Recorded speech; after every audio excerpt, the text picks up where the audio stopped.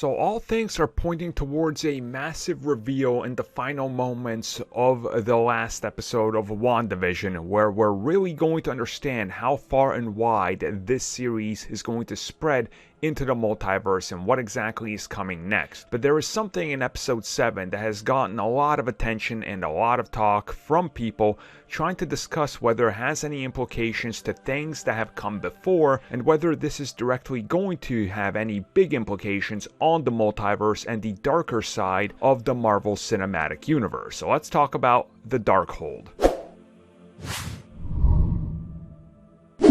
So just so we are clear, we are not exactly sure if this is the Darkhold or if it has any connections to the one we've already seen in the MCU that was tied in with the likes of the Runaways, Ghost Rider, and had plenty of time to shine in Agents of S.H.I.E.L.D., and it was even connected in many ways to Agent Carter and Cloak and Dagger. This is all still a mystery, but from what we can tell, it definitely gives off the same vibe that we saw when we saw it, for example, in Runaways or in Agents of S.H.I.E.L.D., and we get that hint towards the fact that we see those vines, we see, well, the darkness everywhere, and we see that purple magical energy that Morgan Le Fay already had in Runaways. So the connections are being made. So now let's get the basics out of the way. Is this the Darkhold? No. AKA it's not the same one we saw on the TV side of things, but we still don't understand if those TV shows are in fact connected to the MCU directly,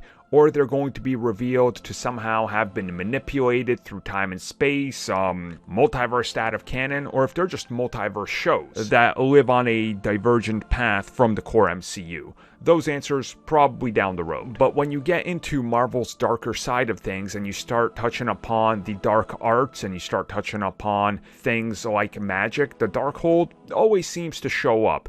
Agatha is now who we thought she was. She is a witch. She's using this book. So connections are being made.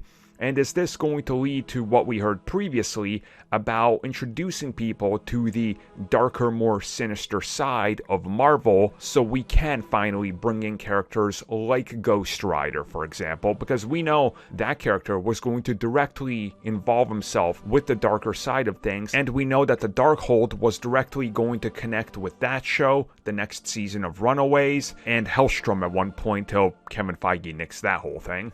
So if this does turn out to be some sort of magical dark arts book like the Darkhold or possibly even the Darkhold itself, we now understand why Doctor Strange has to show up, because one of the books out of the archives is missing.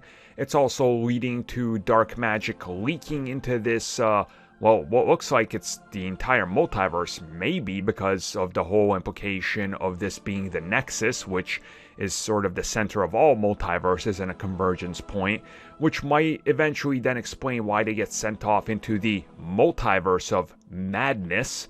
So this is all starting to honestly make sense, and I'm excited because if this means that this is how they're going to prep us for characters like Ghost Rider, then bring it on.